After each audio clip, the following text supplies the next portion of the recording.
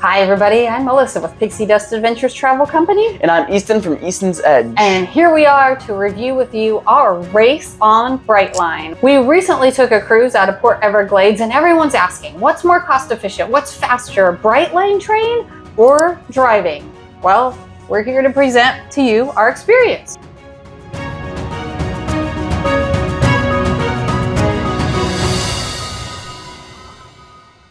Part of our family took the train.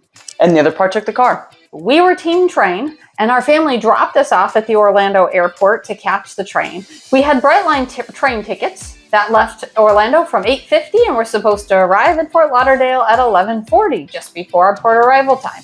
So our family dropped us off and they waited because we were running a little bit late. So they wanted to make sure we got through the train, onto the train, and they left at the exact same time as we did.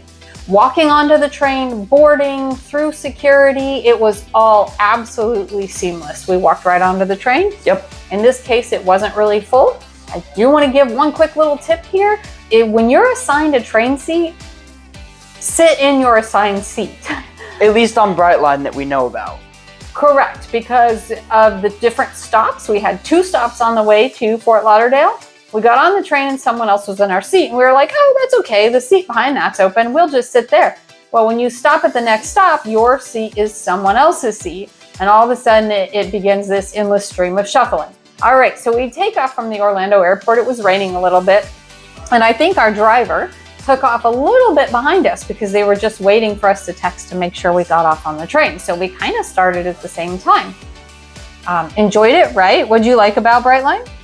Me personally, you guys know me, the snacks. So first thing, as soon as the train started moving, just like on an airplane, they came around with like the cart and I got a yogurt parfait. She just got a water. Yep. Boring. But the snacks are additional cost. Oh yeah, so. Yeah. But they're also not like peanuts. They're good stuff. You have to pay right on the spot for your snacks if you want those. Oh, and we bought a standard train ticket. You can buy upgraded train tickets, premium tickets that include your food. We didn't do that. We're chugging along on the train. They have large drop-down trays. The seats are very roomy, lots of leg room. There are plenty of outlets. Charging ports. You could potentially set up your laptop and work or watch a movie or do anything you want. There's Wi-Fi available on the train as well, complimentary Wi-Fi. So that's the good thing. You don't have to deal with the traffic, any of that stuff, right? Yeah, I think that it was actually a really relaxing and enjoyable thing. The seats were actually comfortable. They had nice big trays that came down. I just ended up like watching my phone because their Wi-Fi was actually fast. I was streaming on it. Yeah, it was a really great trip from Brightline. But everybody wants to know, so what was the outcome? What was the outcome of the great race, Cannonball Run, we called it, on Brightline? So we had 2 stops on Brightline to pick up other passengers, and they were relatively quick. Our car stopped at the gas station. They stopped to fill up full of gas, use the bathroom, and get some drinks. And we arrived in Fort Lauderdale. We got off Brightline. We took a Lyft ride over to the cruise terminal. Went through the cruise terminal and got inside the cruise terminal. We were there 15 minutes before the rest of our party in the car joined us.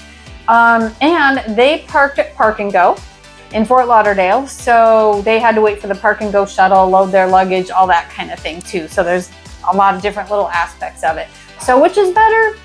I don't know. I guess it boils down to if you don't want to drive in the traffic. If you want to take a Brightline because you don't want to drive, or maybe because you don't have a car. Let's talk about price or how economical it is.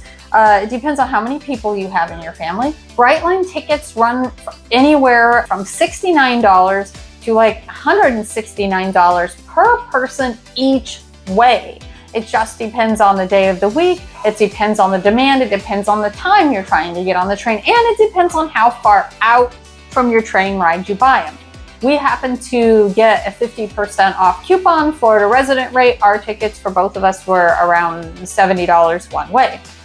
But if you were paying $69 to $169 a person each way, that gets to be a little bit cost prohibitive compared to fuel and miles. And of course, with Brightline, you still have to pay to park a car unless you take a Lyft or a taxi to get to the Orlando airport. So you still have to pay to park your car there. You still have some parking fees involved. Right.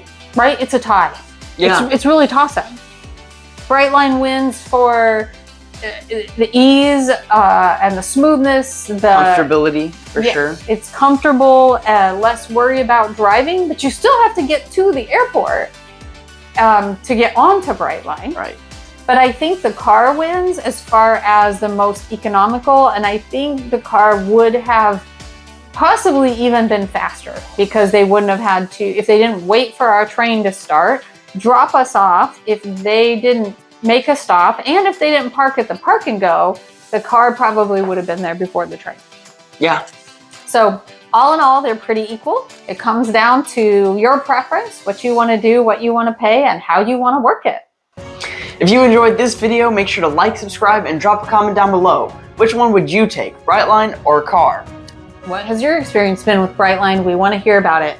If you would like complimentary concierge planning assistance for your next cruise or other vacation, look me up. My name is Melissa. You'll find me at pixiedustadventures.com. And thanks so much for joining us and watching. Bye.